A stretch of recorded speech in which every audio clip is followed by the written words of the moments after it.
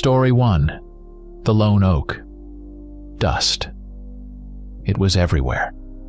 In the air on my tongue, settled deep in the creases of my old leather vest. The Lone Oak Ranch. The name came easy after Mary passed and little Joseph followed her that same winter, taken by the fever. Nothing left but me and that oak tree, gnarled and stubborn, clinging to life in the middle of this sun-scorched earth just like me. The days bled into one another, monotonous. Checking fences that always seemed ready to give way to the wind or the cattle, grazing the herd that got smaller each year, patching the roof on a house that felt more like a hermit's fortress than a family home. Evenings, I'd sit on the porch, watching the sun drown behind the jagged teeth of Grizzly Canyon, and the emptiness inside me would just grow, spreading out to fill everything. Sometimes my eyes would catch on the rusty chains of the swing set under the old oak, but I'd look away quick. The past is an anchor that drags you down, and I needed to stay afloat, if only for their memory. Pete showed up a couple of months back. Young, green, fresh from back east, full of foolish notions about the romance of the Wild West. Talkative, but a hard worker, and I needed the help. Couldn't pay much, but room and board is worth a fair bit in this country. This morning, we rode out to check the far pasture, the one closer to the canyon. The grazing's thinner there, but the grass holds on longer. That's where we found her, the first one. Lying on her side, neck twisted at an unnatural angle. But that wasn't what made my blood run cold. Her belly was ripped open, guts spilled onto the red dust, and huge chunks of meat were torn away with such force you could see the white splinters of ribs. No signs of a struggle around her, none of the telltale marks of a cougar or a bear. Just a bloody mess and the heavy stink of death. Pete went pale, his eyes wide with fear. I choked back the bile and scanned the ground. Nothing. Like the creature dropped from the sky did its dirty work and vanished. I muttered something about a pack of wolves, maybe big ones or a rogue grizzly, though I knew it was bullshit. We don't get bears here, and wolves don't leave kills like this. Pete swallowed hard but kept quiet. Fear's a poor hand on a ranch. We burn the carcass, keep the scavengers away. All day, a bad feeling gnawed at me. The wind howling through the canyon rocks sounded like some kind of sinister whisper. The Paiute folks, the ones who lived here long before us, always steered clear of the canyon, especially at night. Called it the place of hungry shadows. I'd always figured it was just old talk, a way to keep kids away from the dangerous cliffs. Now, I wasn't so sure. As the sun started dipping low, painting the sky in bloody reds, I sent Pete to check a small holding pen near the canyon mouth where a few stray calves were bunched up. I headed back to the house myself, had chores to finish before dark. The moon was near full tonight, a huge pale disk already peeking over the eastern ridge. I finished my work, got a fire going in the hearth, put coffee on to boil. Pete still wasn't back. Worry grew with every passing minute. Then I heard it, a desperate whinny and the thunder of hooves on hard-packed earth. Pete's horse, riderless, bridle torn, eyes rolling wild, was bucking and kicking at the corral gate. Its flanks were soaked with sweat, foam dripping from its neck. My heart dropped into my boots. I grabbed my Winchester, checked the load. Darkness was falling fast over Grizzly Canyon. Dawn had barely cracked when I was back in the saddle. The night had been a long, anxious vigil, Winchester across my lap. Every creak and groan of the house making me jump. Now, in the gray morning light, I rode towards the canyon, trying not to think the worst, though it was already clawing at my insides. On the way, I found 2 more cows. Same gruesome scene. Monstrous, senseless brutality, torn flesh, broken bones. No predator tracks, just the signs of the animal's desperate death throes. The closer I got to the canyon, the thicker the smell of blood hung in the still morning air. Right at the entrance, where the cliffs narrowed into a tight passage, the ground was churned up. I dismounted, studying the dust carefully. Pete's horse tracks, she'd clearly panicked, reared and bolted back and forth, and beside them were other tracks. They were huge, much bigger than any wolf or bear print I'd ever seen. Shaped something like a wolf's, but the impressions were deeper, like the beast weighed an incredible amount. And the claw marks were long, thick, gouging, deep furrows in the earth. But the strangest thing was the gait. It was wrong, not quite animal. Something about the placement of the prints reminded me of a man's stride, but twisted, monstrous. I ran a hand along the edge of one print, feeling the cool dampness of dew and a shiver running down my spine. This wasn't an animal, or not just an animal. A few steps away, I saw it. Pete's old felt hat trampled into the dirt, and snagged on a thorny sagebrush nearby, a scrap of his blue shirt, stained dark with dried blood. Splatters and smears marked the ground all around, evidence of a short, violent struggle. No sign of a body, just the tracks, those awful, enormous tracks, leading deeper into the canyon's maw. I stood there, staring into the dark passage between the cliffs, feeling an icy cold clamp down inside me. Every instinct I had as a hunter, every bit of experience living in the wild, screamed danger, screamed of something unnatural. I'd seen death plenty, battlefields, sickness, accidents. This was different.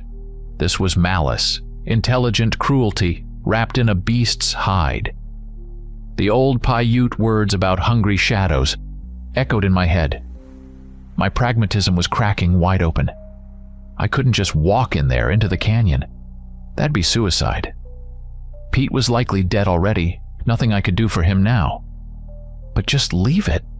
Let this thing roam near my ranch? No, there was only one person who might know anything about this. Nathan, mixed blood, son of a white trapper and a Paiute woman. Lived alone a few hours' ride from here, closer to the mountains. Folks thought him strange, standoffish, but everyone knew he could read sign like an open book and knew these lands better than anyone. They said he believed in the old legends. Used to be, I'd have laughed at that. Now all I could do was hope those legends held not just fear, but a way to fight back. Swallowing my pride, I swung into the saddle and turned my horse towards the mountains, away from the sinister canyon. The ride to Nathan's place took most of the day. The sun beat down relentlessly, the landscape monotonous and hostile, scorched grass, sparse thorn bushes, rocky outcrops like the bones of the earth. I felt exposed the whole time. Every rock seemed like it could hide danger. Every gust of wind carried imagined sounds of pursuit. My skepticism evaporated with every mile, replaced by a gnawing fear and a desperate hope in Nathan. His cabin was just as I'd pictured. Small, low-slung, built of stone and logs, almost blending into the hillside. A small corral held a couple of horses, and a lean-to sheltered some tanned hides. No smoke from the chimney, no sound. I dismounted, walked to the door, and knocked. Silence. I knocked again, louder. The door creaked open slowly, and Nathan stood there, tall, lean, with a weathered, creased face and dark, piercing eyes that seemed to see more than most. He looked at me in silence, waiting. Fighting back awkwardness and the last shreds of my pride, I told him my story. I didn't use words like monster or unholy, just described what I'd seen. The mutilated cattle, Pete's disappearance, the horrifying tracks. I pulled out my notepad, where I'd sketched the shape of the print from memory, and handed it to him. Nathan took the paper, studied it for a long time. His usually impassive face grew darker. He didn't say anything, but his gaze flickered towards the darkening peaks of Grizzly Canyon, then up at the sky, where the pale disk of the approaching moon was already visible. He stepped away from the cabin, squatted down, and drew a symbol in the dust. A circle crossed by a jagged line like lightning or a fang. He pointed at the drawing, then towards the canyon, then at the moon. His eyes held such ancient, heavy knowledge that words weren't necessary. I understood. Or I was beginning to. The legends of his people, the ones I'd dismissed as fairy tales. He picked up a rock, scraped it against another, striking a spark. Then he made a gesture, mimicking a running beast, crouching low, fingers spread like claws. He pointed to the moon again, the cursed walker, a man turned beast under the moon, the hungry shadow of the canyon. Then Nathan pulled a small, flat stone with glittering flecks in it from a leather pouch around his neck and held it out to me. I recognized it. Silver ore, not pure, but silver.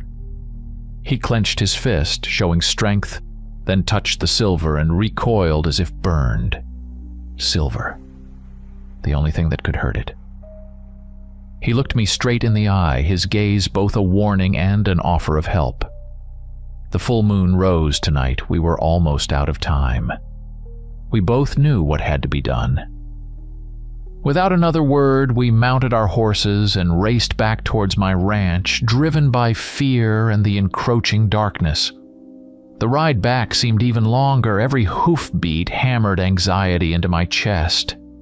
The western sky was already bleeding crimson, long shadows crawling across the land, swallowing the last islands of light. The air grew still and heavy, as if nature itself was holding its breath before the coming horror.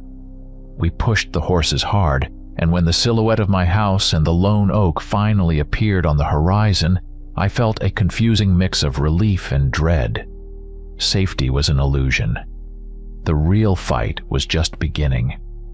We dismounted, dropping the reins. First things first, the house. The sturdy log walls offered some confidence, but the windows and door were obvious weak points. Nathan silently pointed to them, then to a pile of lumber left over from repairing the barn. We got to work, boarding up the windows with thick planks, leaving only narrow slits for visibility and shooting. We reinforced the door with a heavy oak beam, braced from the inside. Every hammer blow echoed in the thickening silence. Then came the crucial part. Silver. I had half a dozen old silver dollars, worn smooth with time, and Mary's belt buckle simple with a floral pattern, kept in a dresser drawer. My heart clenched as I took it out, but there was no time for sentiment. Nathan had a small ingot of unrefined silver and a few old pieces of jewelry with silver elements. We fired up the old forge attached to the barn. The heat was hellish, sparks flying. Melting silver with makeshift tools wasn't easy. We used an old cast iron pot and a crucible Nathan had brought. The metal melted slowly, reluctantly, turning into a shimmering, mercury-like blob. The smell of hot metal mixed with the stench of sweat and fear. I had bullet molds for the Winchester and a revolver. We carefully poured the molten silver, trying not to spill a single precious drop. We ended up with only 7 bullets for the Winchester and 3 for Nathan's revolver. Not enough. Far too few. Each bullet was worth its weight in gold, worth our lives. I carefully loaded the Winchester, feeling the unfamiliar weight of the silver rounds. While I handled the bullets, Nathan circled the outside of the house. Through a slit in the boards, I saw him tying empty tin cans and scraps of metal to bushes and low tree branches with thin string. A primitive but effective alarm system. He checked the wind direction, adjusted the amulet around his neck. His calm was infectious, but beneath it, I could feel immense tension. When the last preparations were done, the sun had vanished. The moon, huge and white, climbed slowly over the canyon, bathing the land in an eerie, deathly light. We went inside, slid the heavy bolt on the door. A single kerosene lamp burned, casting long, dancing shadows. We took positions at the boarded-up windows, rifles ready. The silence pressed in on our ears. We waited. Time crawled. The only sounds were the sputtering wick in the lamp, our own heavy breathing, the rush of blood in our ears. Moonlight filtered through the cracks in the shutters, drawing strange patterns on the floor. The silence was so thick you could almost touch it.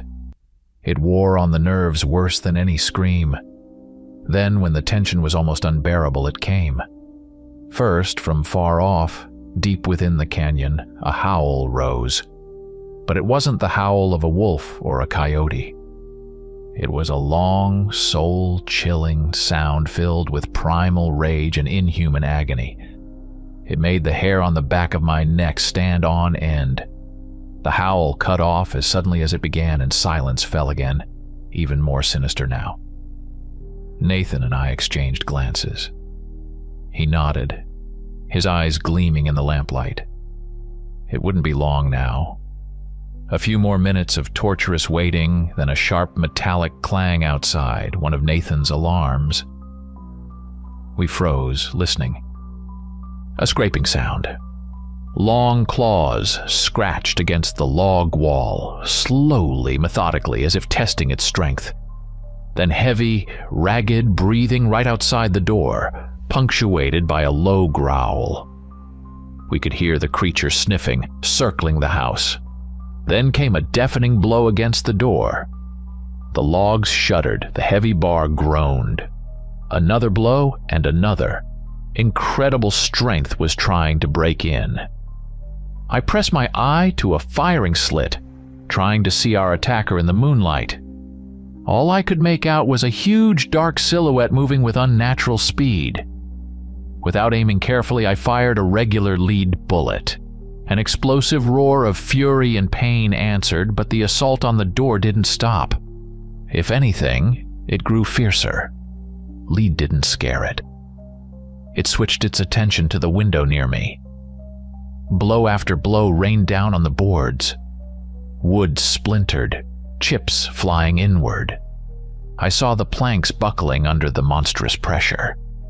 Then, with a sickening crack, one of the boards gave way, and an enormous clawed hand, covered in dark, matted fur, thrust through the opening. The claws were long, yellowish, like sickles. The hand scrabbled inside, trying to get a purchase. At that moment, Nathan, positioned at another window, fired his revolver, a silver bullet. The sound that followed was entirely different, not just a roar of rage, but a high-pitched, tortured shriek that made my ears ring. The hand vanished instantly from the opening. Outside, we heard the heavy thud of the creature stumbling away, then the sound of it falling, followed by pained growls. A sharp, nauseating smell of burnt flesh and fur drifted into the house through the cracks. The beast had retreated. But we both knew it was only temporary. The night was still long and the moon hung high. The quiet didn't last. The creature was wounded, but not broken, and it was cunning. Instead of trying another frontal assault, it began circling the house like a wolf cornering its prey. We heard its heavy footsteps, first by one wall, then another. The scrape of claws on the roof. It was trying to find a way in from above. Then a rustling near the chimney. Each sound sent us scrambling from one firing slit to another, peering out into the moonlit night. Nathan and I worked together smoothly, almost without words. A nod, a pointing gesture, it was enough. Years of solitude and survival had taught us to understand each other without needing chatter. The fear was mutual, but so was the resolve. I saw the same steel in his eyes that I felt in myself. We weren't going down without a fight. Occasionally, we fired lead bullets towards the noises, just to drive the creature back, keep it at a distance. We guarded the silver bullets like treasure. There were too few left. During one quiet moment, our eyes met. In the lamplight, I saw the deep scars on Nathan's face, testament to past battles. He gave a slight nod as if to say, "Hold fast." I nodded back. In that instant, a bond formed between us, two vastly different men, the old skeptical cowboy and the mixed blood tracker who believed in ancient spirits, stronger than any words. A bond between men standing back to back against unspeakable horror. Then it found a weak spot. A window in the back room, one we hadn't boarded up quite as thoroughly. A deafening crash of splintering wood, the tinkle of breaking glass. I'd forgotten there was still glass in that one. The creature was inside. We rushed towards the sound. The kerosene lamp on a table wobbled precariously, sending shadows leaping across the walls, turning the room into a hellish sideshow. The beast, a huge hunched silhouette barely fitting under the low ceiling, turned towards us. Its eyes burned like red coals in the dimness. It snarled and a wave of stench hit us, a mix of blood, rot, and something else, something otherworldly. I fired the Winchester almost point blank. The lead bullet slammed into its chest, but only made the creature roar and lunge forward. I barely dodged, using the rifle like a club. The blow glanced off my shoulder but sent me staggering back against the wall. Nathan darted forward, his long knife flashing in the lamplight. I thought I saw a silver band on the hilt. He stabbed at the creature's side. Another shriek of pain, but with its other hand, the beast swatted Nathan away like a rag doll. He hit the wall hard and slid to the floor. The creature turned back to me, a clawed hand raised to strike. I shut my eyes, then snapped them open at a searing pain. Claws ripped my forearm from elbow to wrist. Blood gushed onto the floor, but the pain fueled my rage. I kicked out with all my might, aiming for the wound Nathan's knife had left. It howled and recoiled. That split second was enough. Nathan, already back on his feet, grabbed a heavy chair and brought it crashing down on the monster's head. It staggered, roared, then spun around and scrambled back out through the broken window, disappearing into the night. We were left alone in the wrecked room, breathing hard, listening to the frantic drumming of our own hearts and the drip of blood. Mine, and something else, dark, almost black, onto the floorboards. The air in the room was thick with the smell of blood, sweat, and primal fear. My arm was on fire. I clamped a rag against the wound, trying to staunch the bleeding. Nathan was hurt too, limping, holding his side, but still on his feet. We silently bandaged each other's wounds, using what we could find, old sheets torn into strips. Outside, silence fell again. But it was different now, tense, ringing like a drawn bowstring. The moon was starting to dip towards the west. Dawn wasn't far off, and we both knew what that meant. The beast knew it too. Its time was running out. Desperation would make it even more dangerous, more reckless. The final attack would be the worst. We returned to our positions by the firing slits, but stayed closer together now. Only 3 silver bullets remained. 2 for my Winchester, 1 for Nathan's revolver. Each was a final hope. We waited, peering into the pre-dawn gloom. Shadows grew longer, distorting familiar shapes, turning bushes into lurking monsters. And it came. No warning this time. No howl. Just a deafening crash as the creature threw its entire weight against the front door. Wood splintered.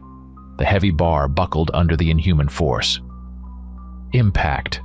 Another impact. Shards flew inward.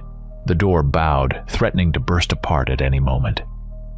Through the widening cracks, we saw the huge dark shape ramming the barrier, snarling with rage and pain. Now!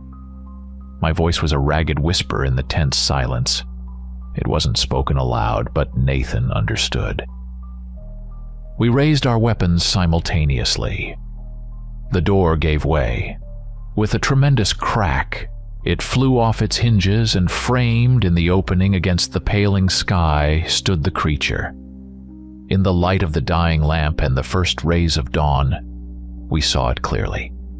A monstrous fusion of wolf and man, twisted, asymmetrical. Patches of coarse fur grew on grayish skin. Muscles bulged unnaturally. One arm was longer than the other, its spine grotesquely curved. The muzzle was lupine, but in the burning red eyes, for a fraction of a second, something flickered. Awareness? Suffering? Or just bestial hatred? It snarled, gathering itself for the final leap. The bloody harvest. In that instant, I fired. The silver bullet struck true, dead center in the chest. The sound was odd, a dull thud, followed again by that soul-tearing shriek of pain. But this time it choked off in a wet gurgle. The creature froze for a moment, its massive body shuddering. It looked down at the wound, dark blood smoking in the cool dawn air, pouring from it. Then its gaze snapped back to us, a look filled with primal agony and fading fury. Nathan fired too. His bullet hit it in the neck. The beast staggered, took a few uncertain steps back, stumbling. It turned, swaying, dragging its feet, making horrible gurgling sounds. It shambled away from the house, towards the saving darkness of the canyon. We didn't fire again, just watched the retreating, mangled figure until it vanished into the morning mist that clung to the gorge entrance. We didn't leave the house until the sun was fully above the horizon, bathing the valley in golden light. The night had retreated, but its horror lingered in the air, mixed with the smell of gunpowder, blood, and burnt fur. The silence was deafening. Not even birdsong broke it. We carefully stepped outside through the shattered doorway. The destruction was grim. Smashed windows, the broken door, splinters and debris everywhere. The ground around the house was trampled with huge tracks mixed with our own. And blood. Mine bright red, already crusting on the dusty earth, and the other dark, almost black, thick like tar. It was everywhere, on the walls of the house, on the ground, on the wreckage. We followed the retreating creature's trail. Bloody splotches led straight towards the canyon. The track was uneven. The beast was clearly badly wounded, stumbling, dragging its limbs. Blood dripped heavily, leaving gruesome marks on rocks and dry grass. But as we neared the canyon, the trail began to change. The prints grew smaller, less deep, the claws seemingly retracting. The gait shifted from a beastly shuffle to something more like a human's, albeit unsteady, limping. As if the creature was changing on the move, reverting to its original form under the rays of the rising sun. Right at the canyon mouth, where the cliffs closed in, the blood trail thinned, and the prints almost vanished on the rocky ground. We walked a little way into the gorge, peering into the shadows between boulders, but it was useless. No body, no further sign. It was as if the canyon had swallowed its monster. We stood at the edge, looking into the dark maw of the gorge. Pete was never found. His fate remained unknown, though hope was all but gone. The beast was badly wounded by Silver, perhaps fatally. But we couldn't be sure. What if it survived? What if it was hiding somewhere deep in the rocks, licking its wounds, waiting for the next full moon? The thought sent an icy chill down my spine. The horror hadn't ended with the dawn. It had merely retreated into the shadows, leaving behind destruction, blood, and a heavy, oppressive uncertainty. We hadn't won. We'd just survived. For now. We walked back to the house in silence. The sun was high now, but its warmth couldn't dispel the cold that had settled in my soul. We tended to our wounds again. My arm throbbed fiercely, but the bleeding had stopped. Nathan likely had a broken rib or two, but he bore it stoically, only wincing with sharp movements. We worked quietly, understanding each other without words. The shared horror had forged an unbreakable bond, but there was no need to speak of it. Words felt empty and powerless against what we had faced. When the wounds were dressed, Nathan gathered his few belongings. Before leaving, he came over to me. He said nothing, but his eyes spoke volumes.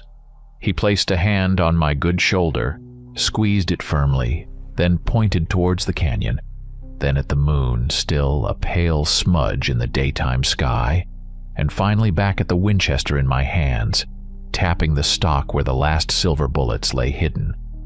The warning was clear. The canyon's curse wasn't gone. It was only dormant. Be ready. Always. I nodded. He turned and walked away from the ranch without looking back, his figure slowly dissolving in the heat haze of the day. I was alone again. Alone amidst the wreckage of my home. Alone in this cursed land. The Lone Oak Ranch now lived up to its name more than ever. But something had changed inside me. The void left by Mary and Joseph hadn't vanished, but something else had been added. A heavy, dark knowledge. The knowledge that the world was far more terrifying and dangerous than I could have ever imagined. My old pragmatism, my belief only in what I could touch and see, had crumbled under the claws and fangs of the moon beast. I walked to the edge of the canyon, where the tracks had disappeared. The wind carried a coolness from the gorge, and a quiet whisper like the breathing of a sleeping monster. Something glinted among the rocks on the ground.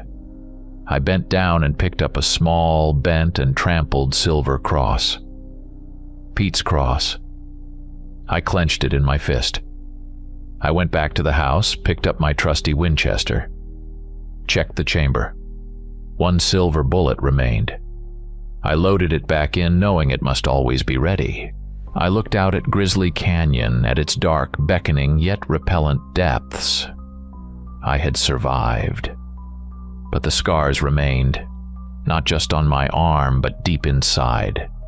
Scars that would forever remind me of the blood moon, the howl from the darkness, and the fact that real monsters exist. And they are terrifyingly close. I was no longer just a rancher trying to make ends meet. I had become a guardian on the edge of light and shadow, doomed to forever watch the darkness, waiting for the beast's return. Story 2. The Scar in the Badlands. The heat was so thick the air shimmered above the scorched rocks, and your own shadow felt like the only scrap of salvation. But even it was stunted and useless under the near-noon sun. I wasn't one to complain about weather, but these badlands wrung a man dry before he even got off his first shot. My horse, old trusty Buckshot, was breathing hard, his flanks rising and falling with the punishing heat. I patted his neck, feeling the hot, damp hide beneath my palm. Ahead, far as the eye could see, stretched a maze of weathered buttes, spires, and deep ravines. A landscape painted by the devil himself. And somewhere in that maze hid Silas Vane, also known as Scar. $500 on his head, good money, enough to make a man forget caution and shove himself into this furnace. The wanted poster, creased and faded, sat in the inside pocket of my vest. Silas Scar Vane, about 6 feet tall, strong build, distinguishing mark ragged scar across left cheek. Wanted for stagecoach robbery, murder of driver and 2 passengers. Armed and extremely dangerous. Extremely dangerous. They put it mildly. Vane's trail was fresh, no more than a day old. He was moving fast, but wasn't trying too hard to cover his tracks, probably relying on the sheer hostility of this land. Just another outlaw. cocky and cruel. I'd seen dozens like him. My Winchester rested familiar across the saddle, the grip of my Colt cool against my thigh through my pants. A little over half a canteen of water left, some jerky and hardtack, the standard kit for a pursuit. Experience told me Vane would start to tire soon, look for water, make mistakes. My job was to wait and not make any myself. Late afternoon, as the shadows stretched long, turning the rocks into grotesque figures, I found them. The remains of a camp, tucked into a small canyon. 2 men, judging by the gear, prospectors trying their luck where no one else dared. Their luck ran out here. The scene was sickening. I've seen plenty of death, violent death included, but this... The bodies weren't just killed, they were torn apart, ripped with a kind of primal, senseless fury. Bones were snapped like twigs, as if chewed by massive jaws, chunks of flesh torn out and scattered. The tent was shredded, their meager belongings crushed and stomped into the dust. Blood was everywhere, already crusted black in the sun, thick with fat green flies. I dismounted, stepped closer, trying not to breathe too deep. Scanned the ground. Vane's boot prints were here, clear as day. But next to them, something else. Strange, shallow depressions like huge claws had scraped the dirt, or... I couldn't figure it out. No sign of a fight, no cries. It happened too fast. Like they were jumped not by a man, but by a crazed bear. But there were no bears here. I frowned, trying to find a logical explanation. Maybe Vane wasn't alone? Maybe he'd gone mad from thirst or rage? But even the lowest scum kills for a reason, robbery, silencing witnesses. This was slaughter for slaughter's sake. I checked the prospectors' guns, an old shotgun and a revolver, both unfired. They hadn't even had time to defend themselves. I swallowed hard. Something was wrong here. Very wrong. The next 2 days became a monotonous trek through the baking labyrinth. The Badlands tested your grit. The sun beat down mercilessly, reflecting off the yellow and red rocks, blinding you. At night, the temperature plummeted, a biting wind howling through the gorges like the cries of lost souls. Water dwindled. I had to ration every sip. Vane's trail grew strange. He wasn't heading straight anymore, but weaving, ducking into narrow crevices, scrambling up near vertical slopes where a man would only go if desperate.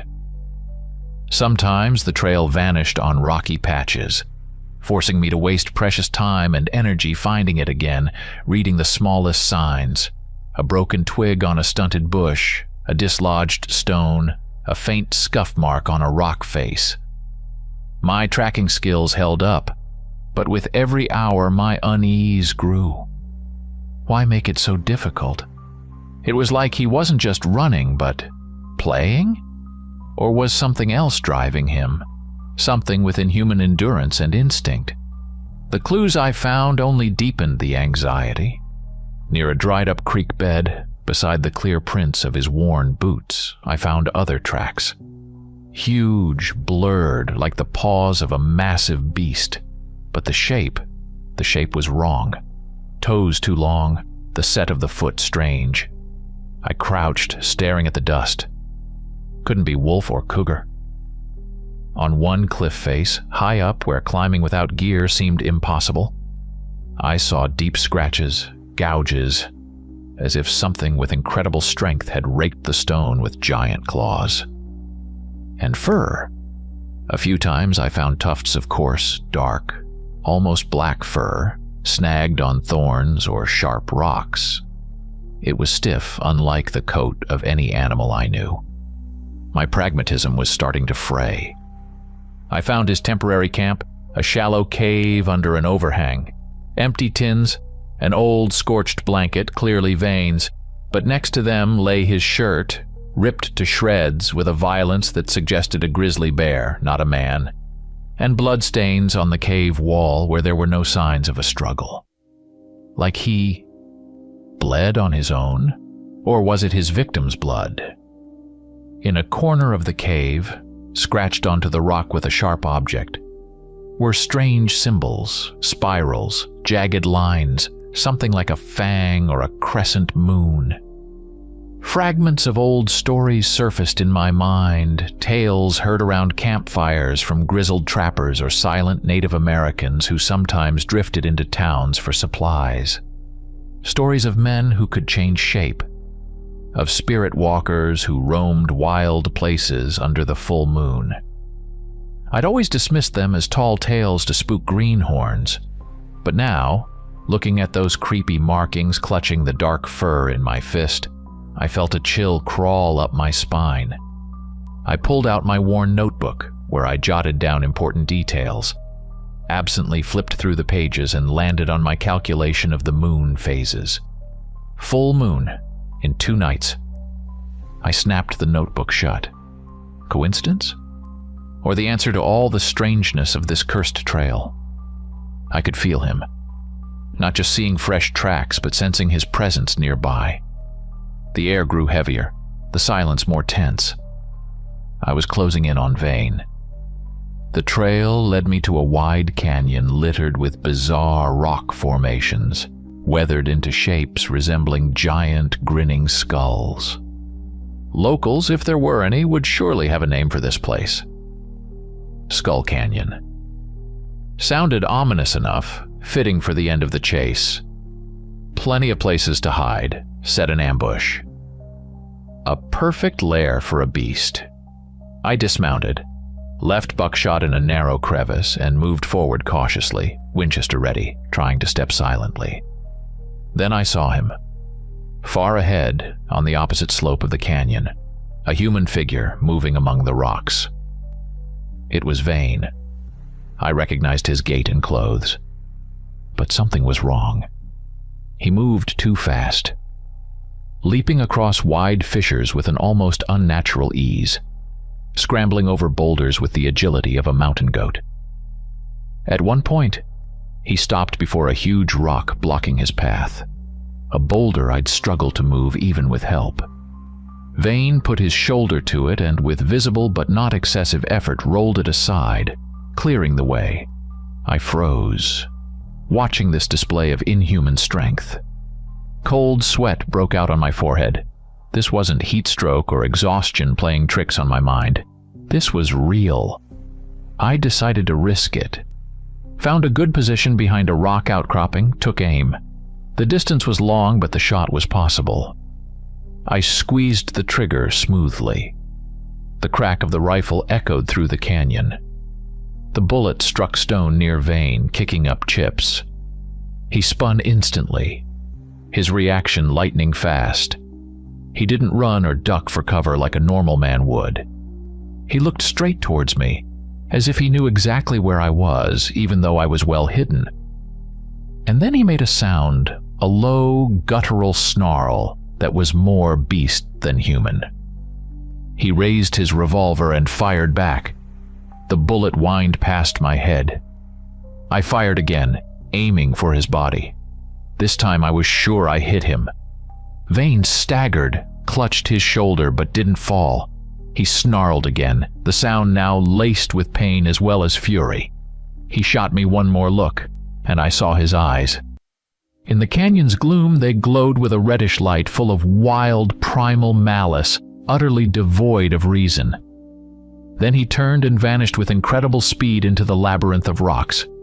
I was left alone, breathing heavily. My hands trembled slightly. There was no doubt left. The strange trail, the mangled bodies, the inhuman strength and endurance, the bestial snarl and glowing eyes. The old legends. They weren't lies. Silas Vane wasn't just an outlaw. He was something else, something ancient and monstrous wearing his skin, a werewolf. I came here as a bounty hunter, tracking a man. And now I was the prey, and the monster knew I'd discovered its secret. The game had started over, but the rules had changed. And they weren't in my favor anymore. The cold realization washed away the last traces of heat and fatigue. The tables had turned completely. I wasn't hunting Vane anymore. He was almost certainly hunting me. The Badlands transformed from merely hostile territory into the monster's hunting ground, and I was the prime target. My bounty hunter instincts screamed, "Change tactics. Forget the reward. Focus on survival." I wiped away the signs of my last shot, quickly returned to buckshot, and headed in the opposite direction Vane had taken, sticking to rocky ground that wouldn't hold prints. Now, every rustle, every stone dislodged from a slope, made me jump. The silence wasn't just silence anymore. It was anticipation, tense and menacing. I constantly checked my back trail, instinctively scanning for any sign of pursuit. Vane didn't make me wait long. He didn't attack outright. He started a game of attrition. At night I heard his howls, long, chilling cries drifting from the right, then the left, sometimes close, sometimes far off. He kept me awake, on edge. During the day, I found signs of his presence, false trails leading to dead ends or dangerous drops. Once a massive boulder crashed down from a cliff right in front of me. I barely leaped clear. That couldn't have been an accident. The strength needed to move a rock like that was inhuman. He knew where I was, playing cat and mouse, savoring my fear. I saw his shadow flicker behind a rock, felt his eyes on me. He was close, always close. My supplies dwindled. Enough water for one more day, maybe. The jerky was gone. Exhaustion piled up from sleepless nights and constant tension. I knew I couldn't last like this. I needed a weapon that could stop the monster. Regular bullets only wounded it, made it angrier. Nathan's word echoed, silver. I frantically searched my saddlebags, my pockets. Nothing.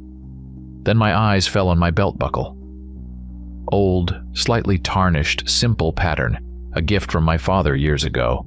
I unbuckled the belt, turned the buckle over. It felt heavy. I took out my knife and managed to pry off a tiny flake of metal from the back. Rubbed it on a stone. It shone with that distinct white gleam.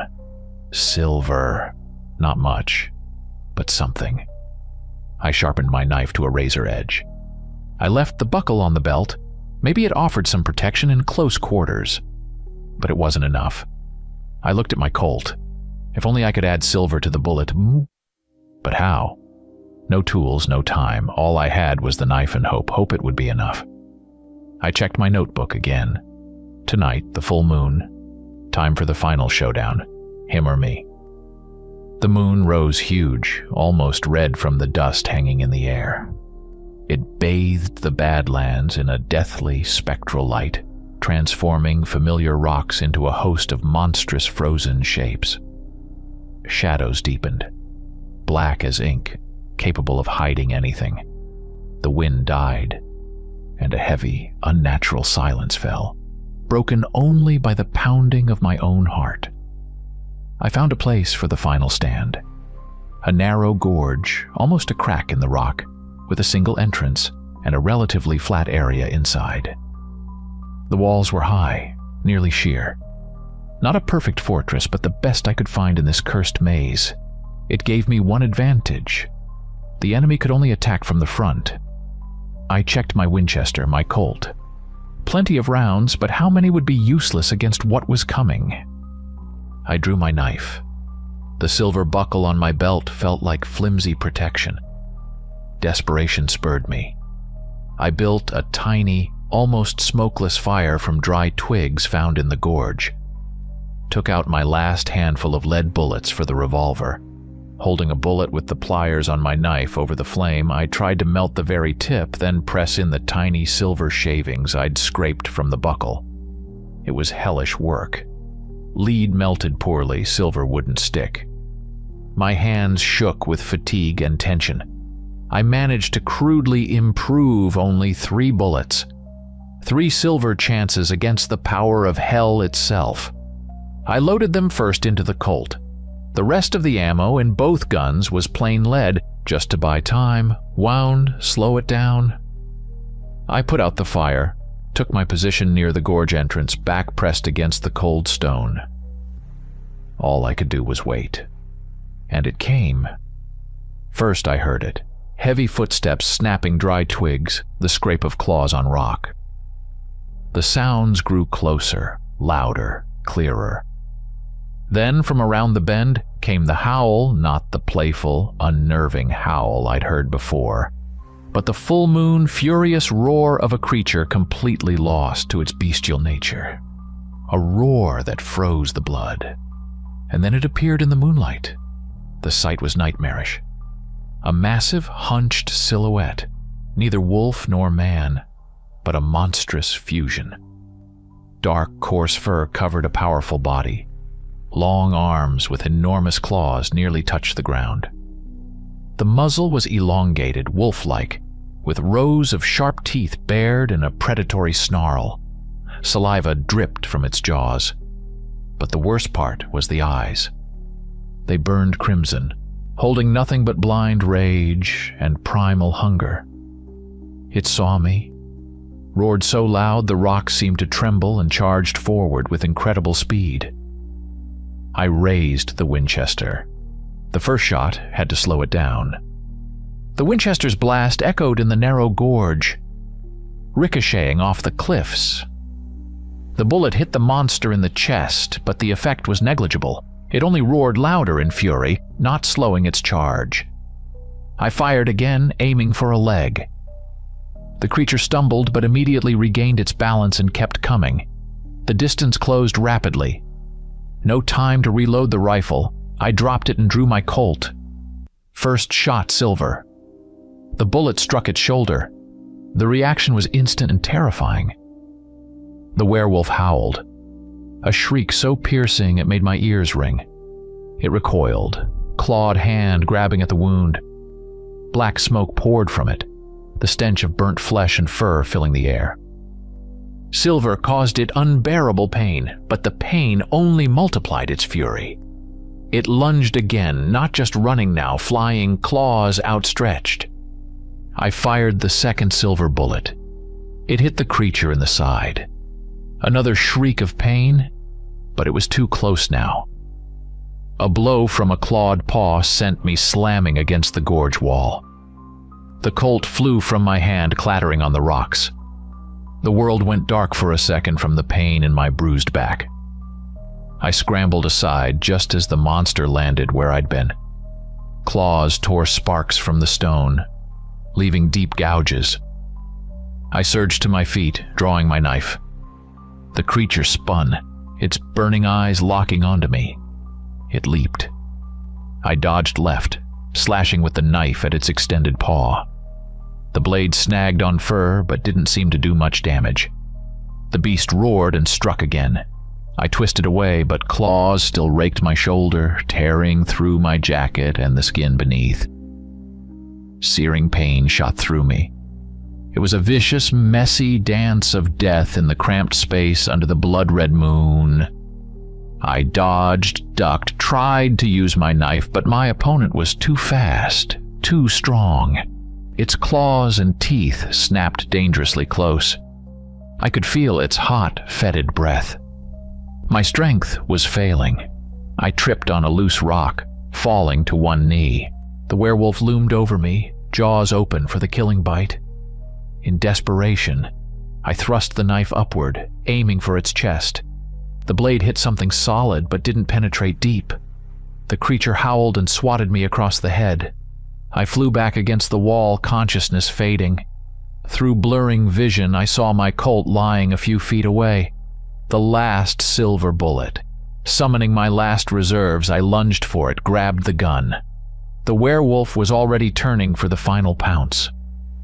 I raised the Colt with a trembling hand, barely aiming, and pulled the trigger. The shot roared deafeningly close. The bullet struck the monster somewhere in the neck or head. It froze for half a second, its massive body convulsing.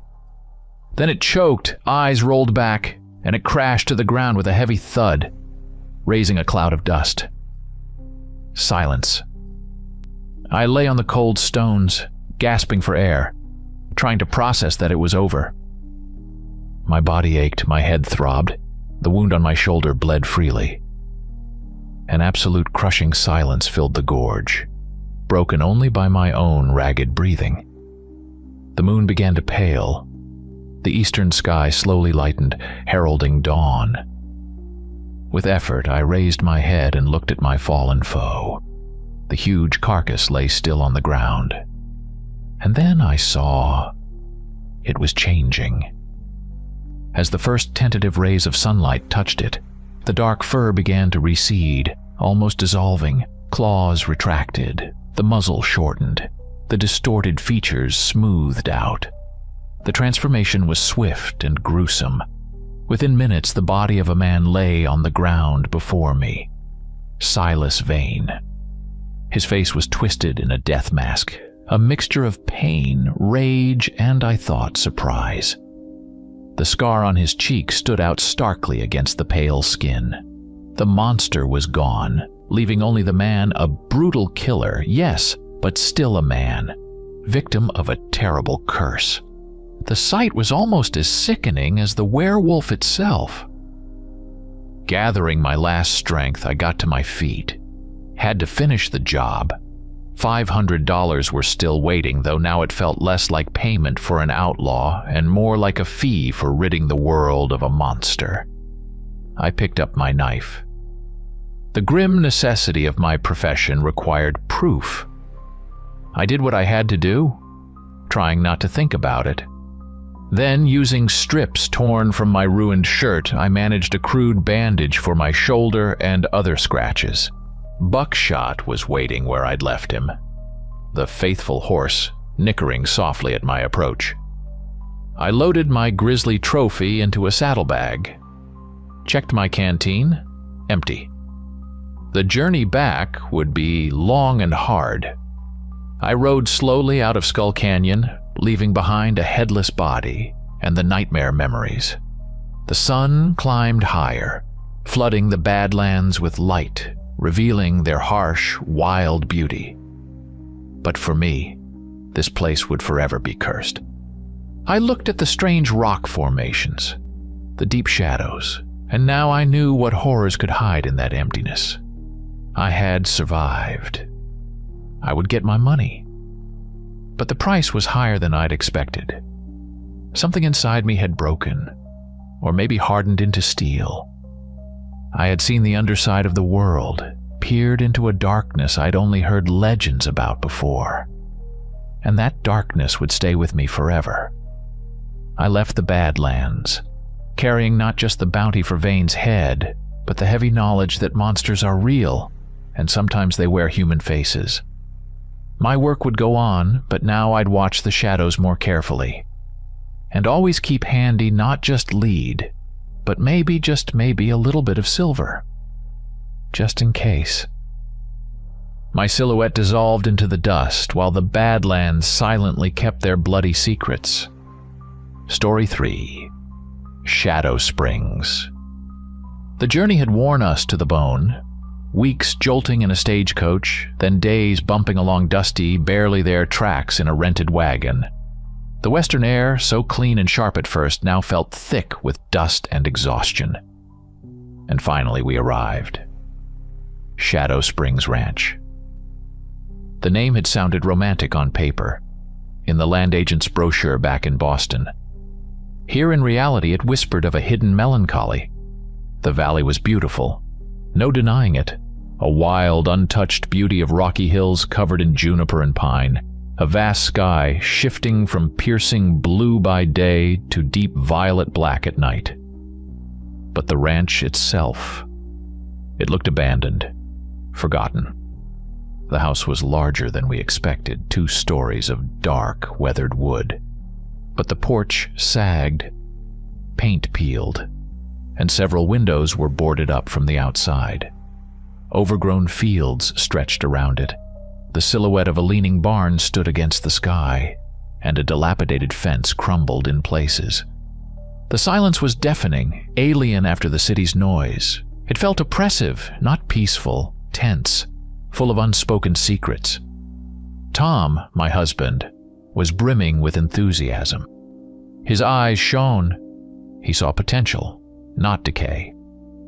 He'd survived the war, survived dull office work, and now this land was his chance to prove to himself and the world that he was master of his fate, a man capable of taming the wilderness. He talked excitedly about repairs, about the future herd, about freedom. I tried to share his optimism. We both desperately wanted to escape the stifling constraints of Eastern society, find space here to live, space for my art. But looking at the dark windows of the house, the ominous shape of the barn against the sunset, I felt a chill of inexplicable dread creep up my spine. The price had been too low for such a large piece of land and house.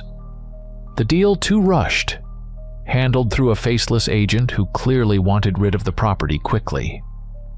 I blamed my unease on fatigue and the long journey.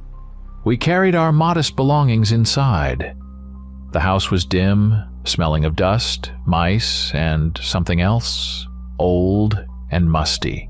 Furniture had been left behind, simple, rough-hewn pieces coated in a thick layer of grime. It looked as if the previous occupants had left suddenly, not even taking essentials. A plate with dried food remnants sat on the kitchen table. A forgotten shawl hung on the back of a chair. The feeling of hasty departure hung in the air. While unpacking, I noticed deep scratches on the inside window frames and marks left by nails, as if they'd once been boarded not just from the outside, but from within too. I pointed it out to Tom. He just shrugged, guessing it was protection against winter storms or wild animals. His practicality was calming, but not entirely convincing. The first night was an ordeal. The old house groaned and creaked with every gust of night wind. Every floorboard seemed to have a life of its own. I couldn't sleep for ages, listening to the unfamiliar sounds. And amidst the wind's howl and the wood settling, I heard it. A quiet, rhythmic scraping against the outside wall of our bedroom, right below the window, like something slowly dragging claws across the wood. I nudged Tom awake. He mumbled sleepily, listened. The sound stopped. He assured me it was probably a branch from the old apple tree tapping the wall, or some night creature like a raccoon. He rolled over and fell back asleep, but I didn't close my eyes again. Lay there staring into the darkness outside the window. I thought I saw movement near the dark shape of the barn, a vague shadow slipping into the gloom. But it could have just been my imagination, fueled by exhaustion and the unsettling, oppressive silence of this place. Morning sunlight, bursting through the dusty windows, banished some of the night's fears. The world looked less hostile in the light of day. Tom, full of energy and resolve, started repairing the porch right away, his hammer ringing out, breaking the morning quiet. I tried to bring order to the house, scrubbing away dirt, airing out the musty rooms, attempting to give this abandoned place some semblance of home. But the anxiety that had taken root the night before hadn't vanished completely. It lurked deep inside, an unwelcome guest. To distract myself, I decided to walk the property, explore our new domain, try to love this land as Tom did. I headed towards the old barn, drawn and repelled by its gloomy presence. The grass around it was thick, still damp with dew. And there, right by the wall, where I'd imagined movement last night, I saw it. A track. A huge, indistinct print in the moist earth. Just one, pressed deep, as if something very heavy had stood there for a long time. The shape was strange, not a bear paw, not a wolf track. Something in between, but larger and wrong, like the print of a deformed human foot with incredibly long toes or claws. I felt the hair on my neck prickle. I called Tom over.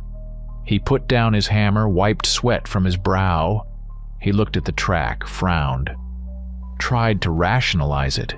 Maybe a stray cow from a neighboring ranch, though the nearest was a day's ride.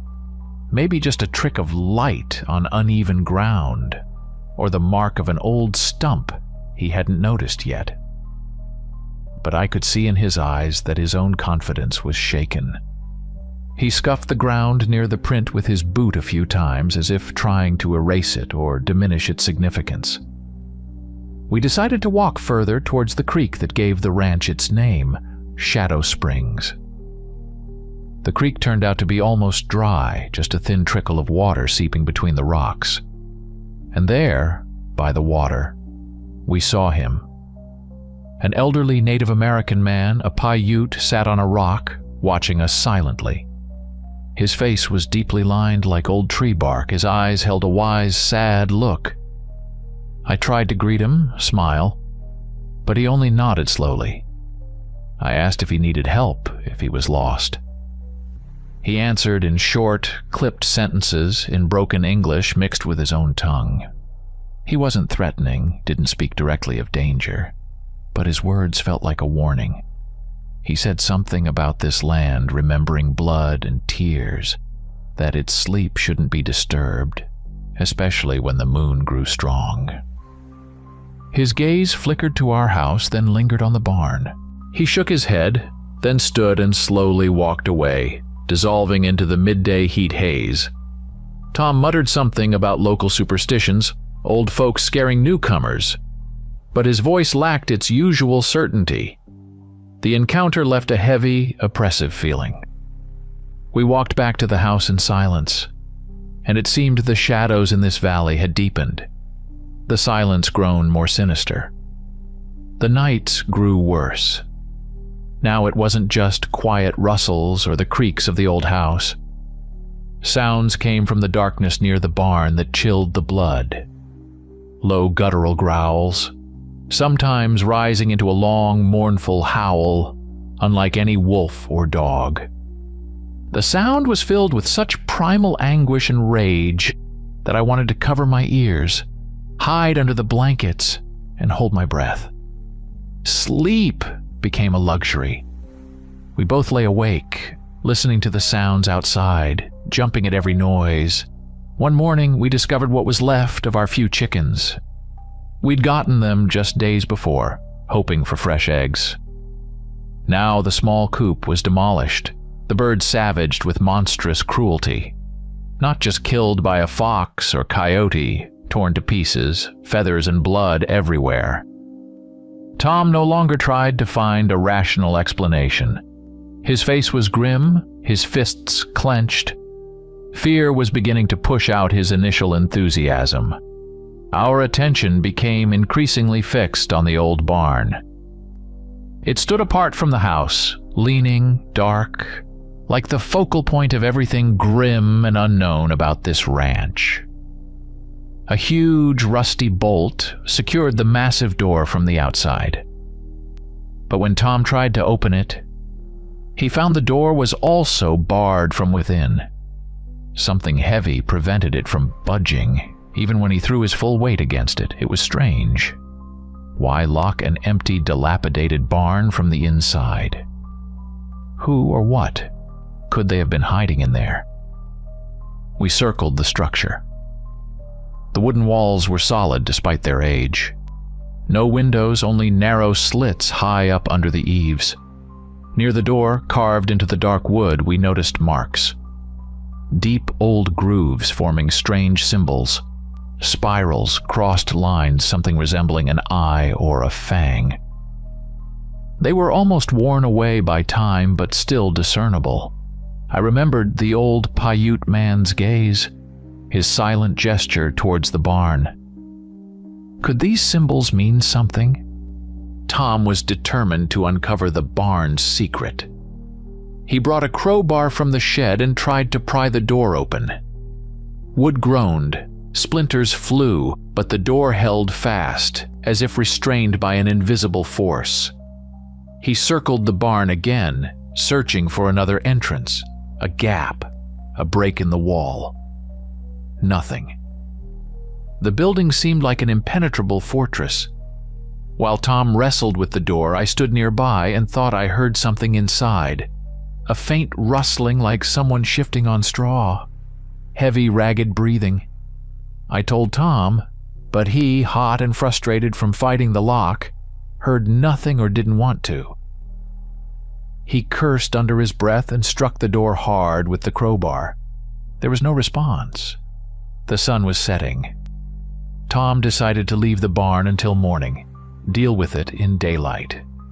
We walked back to the house, feeling unseen eyes heavy on our backs. That night, the howling near the barn was louder, more furious, and desperate than ever.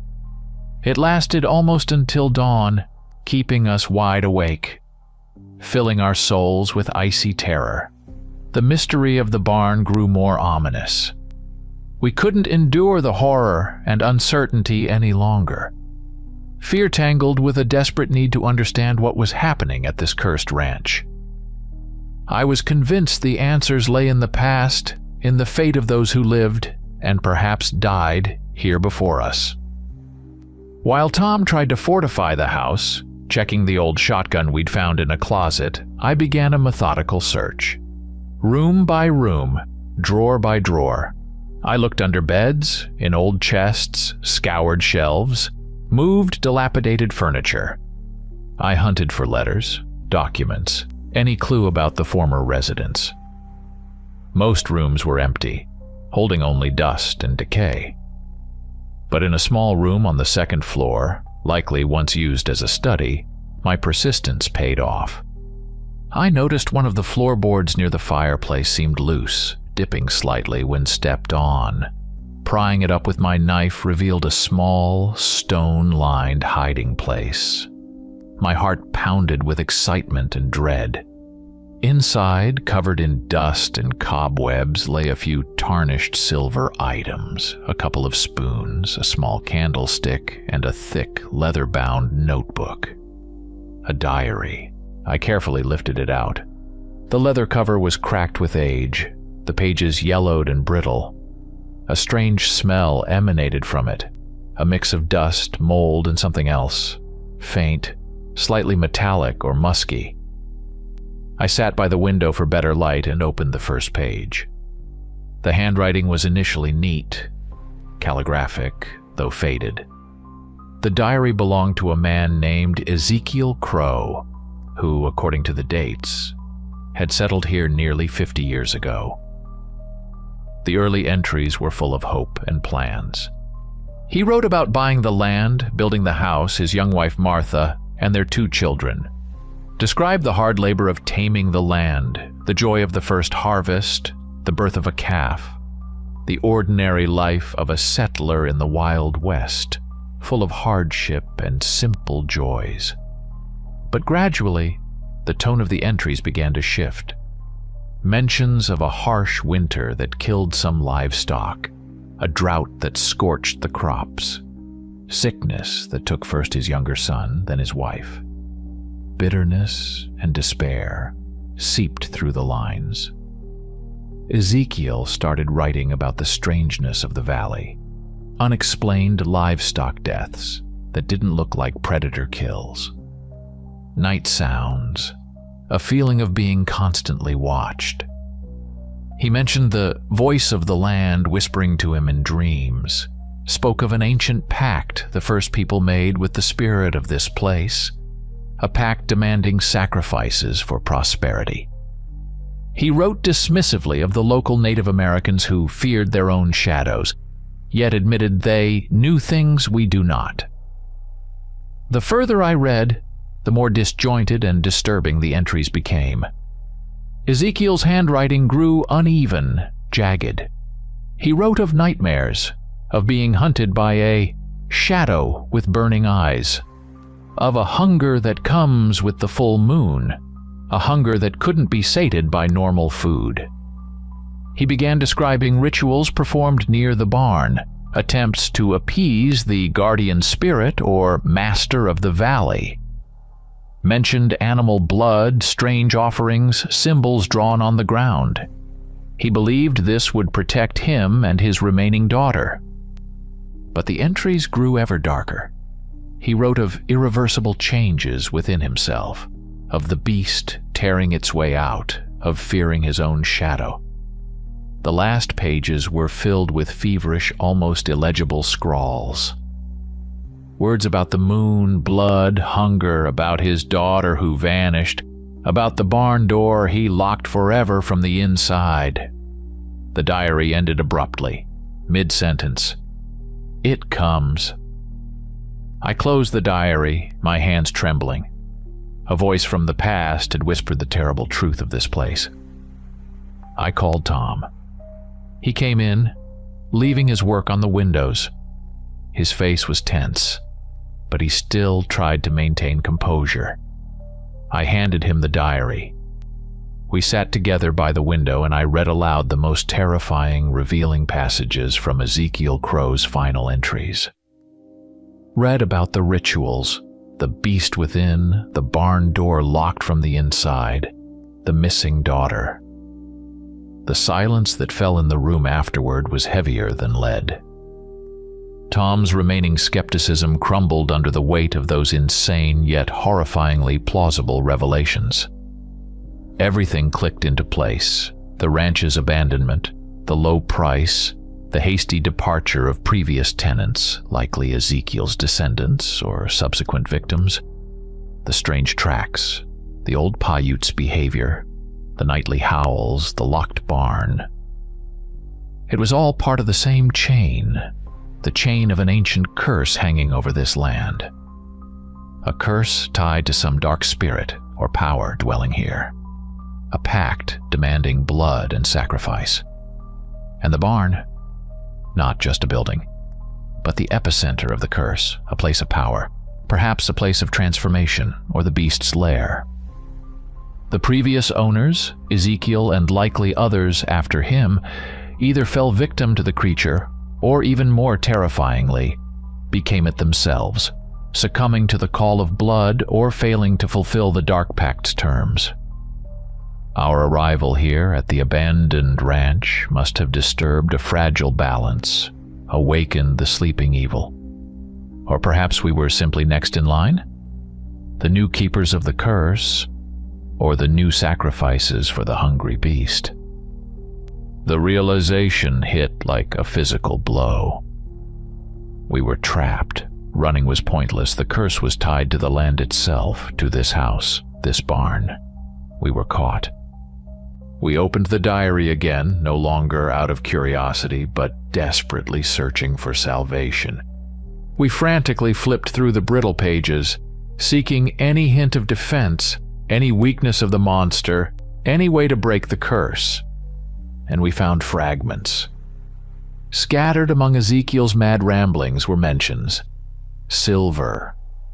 The pure metal of the moon burns unclean flesh, leaves black wounds. Herbs, wormwood, the bitter grass repels night things, and something else called wolfroot, supposedly weakening the beast. And the most crucial, most cryptic clue? A way to break the chain. Something about destroying the heart of the curse in the barn, about a ritual of cleansing at the place of old bones. Could that be the abandoned graveyard on the hill we'd seen from afar? Or about fire consuming the source of the evil? They were just fragments, half hints from a madman, but they were our only hope. I looked out the window. The sun was already setting, painting the sky in blood-red hues. I remembered the moon phases. Tonight was the full moon. Cold terror gripped me. We were out of time. We looked at each other. In Tom's eyes, I saw the same fear that squeezed my heart, but also a new, desperate resolve. We had to survive. And at that moment, a howl erupted outside, but different now. Not distant and mournful, but close, furious, triumphant. It came from right beside the house. We rushed to the window. In the thickening twilight, against the darkening sky, we saw it. A huge dark silhouette moving on two legs but hunched, disproportioned. Far larger than a man, covered in dark fur with long arms nearly touching the ground. It slowly turned its head towards us, and 2 red embers glowed in the gloom. It knew we were here. It saw us. The moon was rising, and its hungry beast was out hunting. The night became a waking nightmare. As soon as the full moon bathed the valley in its deathly light, it began. First, cautious sounds. The scrape of claws on the walls. Low growls beneath the windows, heavy footsteps circling the house. The creature seemed to be studying us, its prey, testing our defenses. Tom and I frantically moved furniture, barricading windows and doors with old dressers, tables, chests. The house became our trap, but also our only fortress. The air inside grew thick, heavy with fear and dust. Every creaking floorboard, every rustle outside the walls made us jump. Then the attacks grew fiercer. Powerful blows shook the log walls. It felt like the creature itself was trying to smash through with its sheer mass. The sound of splintering wood, the screech of claws on glass, where any remained, it all merged into a terrifying cacophony. We darted around the house, trying to guess where the next blow would fall. We remembered the clues from Ezekiel's diary. I laid the silver spoons and candlestick we'd found on the windowsills. Tom loaded the old shotgun with rock salt, the only thing we had besides a few old shells of lead buckshot. I found bunches of dried wormwood in the kitchen cupboards, likely left by previous tenants, and hung them near windows and doors. Its bitter scent filled the rooms. These primitive measures seemed to have some effect. When the creature touched the silver, a piercing shriek of pain came from outside. The scent of wormwood might have deterred it too. The attacks paused briefly, the creature retreating, only to return minutes later with renewed fury. It wasn't just strong, it was cunning. Realizing frontal assaults on the walls and doors weren't working quickly, it focused on the windows. The blows became more precise, more savage. The boards we'd nailed up creaked and gave way. With a deafening crack, the frame of a living room window shattered. An enormous clawed hand covered in dark, matted fur thrust through the opening. It scrabbled inside, sweeping everything in its path. Tom fired the shotgun. The blast of salt hit the hand. A roar of pain and rage, the hand vanished, but immediately an ugly head with glowing eyes and a maw full of sharp teeth squeezed through the gap. The creature was trying to force its way in. I grabbed a burning log from the fireplace, the only weapon at hand, and screaming, shoved it into the monster's face. The smell of singed fur filled the air. The creature howled and recoiled from the window. But the next second, it slammed into the wall beside the window with renewed force, smashing through the rotten logs. It was inside. Huge, terrifying, it struggled to straighten up under the low living room ceiling. The stench of wild beast, blood, and something rotten hit us. Tom fired again, lead shot this time. The pellets struck the monster's chest, but only made it roar and charge. It swatted Tom aside like a rag doll. He hit the wall and slid to the floor, clutching his arm. I saw deep, ragged claw marks, blood quickly soaking his shirt sleeve. The creature turned to me. I swung the burning log, but it knocked it from my hands. I scrambled back towards the fireplace, grabbing the heavy poker. The monster advanced slowly, its eyes burning with triumph. Just then, Tom, fighting through the pain, snatched the silver candlestick from the windowsill and hurled it with all his strength. The silver struck the monster's side. It howled in agony, staggered back, and that moment was enough for us to shove it back towards the hole in the wall. Stumbling, it vanished into the night. We quickly barricaded the opening with a heavy wardrobe. We were alive. But the house was wounded, Tom was wounded, and the creature was still out there, furious and hungry. Defending ourselves further was pointless. The house wouldn't hold. We had to act. We had to attack the source of the evil. We had to go to the barn. The decision was born of desperation. Huddling in the besieged house meant certain death. Our only hope, however slim, was to reach the barn and destroy the heart of the curse Ezekiel had cryptically mentioned. Outside, a lull had fallen. Maybe the creature was licking its wounds from the silver and fire. Or maybe it was just waiting, playing with us. This was our chance. Tom, pale with pain but his eyes hard with resolve, clamped a rag tighter around his bleeding arm. I grabbed the remaining silver spoons, the bunch of wormwood, and the kerosene lamp. Tom took the shotgun and the heavy crowbar he'd used on the barn door earlier. We carefully moved the wardrobe from the hole in the wall and slipped outside into the cold, moon-drenched night. The dash to the barn felt like an eternity. Every rustle, every shadow seemed like an impending attack. The bright moonlight made us exposed targets in the open. We ran, crouching low, stumbling on uneven ground, expecting any second to see the dark shape hurtling towards us. But the creature didn't appear. Perhaps it was wounded worse than we thought, or maybe its instincts kept it close to its lair, the barn. We reached the massive door. The outer bolt was still in place, but now, when we pushed, the door gave slightly. Either the inner bar had been broken during the beast's nightly rampages, or our earlier attempts to break in had weakened it after all. Tom threw his shoulder against the door. I helped him. With a loud creak and groan, the door swung open just enough for us to squeeze inside. Darkness and stench filled the barn. The heavy air reeked of old hay, rot, mouse droppings, and something else. The thick metallic smell of blood and stale fear. The kerosene lamp snatched glimpses from the gloom. Empty stalls, broken farm tools, piles of moldy straw. In the center of the barn, directly under a hole in the roof where moonlight streamed down, was what we sought: an altar. A crude structure of large flat stones piled atop each other. The surface of the top stone was covered in dark, crusted stains. Bird feathers and small bones lay scattered around it. Carved into the stone were the same symbols we'd seen on the outer door. This was it. The heart of the curse.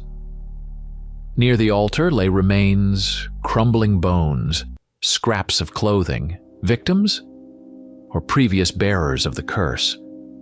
And then it appeared, materializing silently in the doorway, blocking the only exit. The werewolf. It looked even more terrifying in the enclosed space. Its eyes burned red, saliva dripped from its fangs. It snarled, the sound amplified by the barn's acoustics, deafening. The final battle began. Tom fired the shotgun. The buckshot hit the creature in the chest, making it stagger but not stopping it. I threw the wormwood at it, but it just swatted the herbs away with a clawed hand. The creature leaped at Tom. He swung the crowbar, but it easily batted the blow aside and knocked him to the ground. I scrambled towards the altar, not sure what to do. Destroy it? How? I remembered the silver. With trembling hands, I pulled out the silver spoons and slammed them down hard onto the symbols carved in the stone. A hissing sound erupted. The stone beneath the silver blackened as if touched by hot iron. The werewolf howled in agony, distracted from Tom, and turned towards me. At that moment, Tom, lying on the floor, grabbed the kerosene lamp and hurled it into the pile of old hay beside the altar. Flames instantly engulfed the dry straw. Fire! Bright, cleansing fire! Flames leaped to the barn's wooden beams, to the altar itself. The werewolf thrashed within the ring of fire, roaring with rage and pain. Fire licked at its fur. The silver on the altar burned it from within. At the climax, as flames engulfed the entire altar, the creature let out one last, soul-shattering howl. Its body convulsed, blackened, and began to crumble into ash before our eyes. A flash of blindingly bright light filled the barn, and then everything went quiet. The curse was broken. Dawn peeked through the holes in the roof of the burning barn. We stood amidst the fire and smoke, stunned, wounded, covered in soot, but alive. The silence after the night's horror felt unnatural, almost painful. The air was thick with the smell of burning, but the ominous, oppressive presence we'd felt since day one was gone. As if a heavy, invisible shroud had been lifted from the valley. The barn continued to burn, flames consuming the old wood, destroying the last traces of the curse and its victims. We stumbled outside into the fresh morning air and just stood there, watching the sunrise, unable to speak. The aftermath of the night was everywhere. The house stood with shattered windows and a gaping hole in the wall, the yard littered with debris. The barn was a blazing skeleton soon to collapse. We were physically exhausted and emotionally drained. We looked at each other. We had aged years in a single night. Tom's eyes no longer held youthful enthusiasm, only deep weariness and the shadow of the horror we'd endured. His arm wound was serious, but he seemed numb to the pain now. The scars from this night would stay with us forever, not just on our bodies. The decision came without words. We couldn't stay here. This land was soaked in suffering and death. Even if the curse was broken, the memories were too raw, too terrible. Shadow Springs Ranch hadn't become our dream home, but a place of nightmares. Our naive faith in a new life out west was shattered. We gathered what little remained of our belongings, loading them onto our old wagon. We took one last look at the house, the collapsing inferno of the barn, the valley bathed in morning sun. There was no sense of victory, only bitterness and the relief of survival. We started down the track, driving away from the ranch of lost souls.